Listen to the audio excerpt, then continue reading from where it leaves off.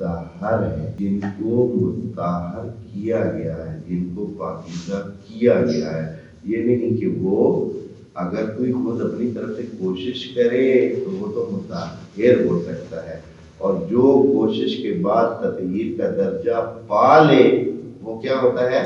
مطہر ہوتا ہے۔ خدا کریم نے یہاں فرمایا ہے کہ جو مطہر ہو، یہاں اہل تشیع کے لیے بہت واضح ہے کہ پھر کون ان کو اس کتاب کو ٹچ کر سکتا ہے؟ صرف مطہر جن کو خدا نے پاکیزہ کیا ہے۔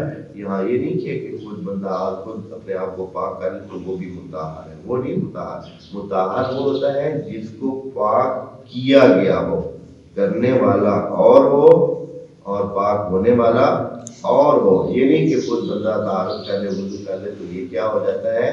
مطہر نہیں ہو جاتا۔ یہ مطہر نہیں ہو جاتا جب تک کہ تطہیر کا درجہ خدا کی طرف سے اسے نہ ملے۔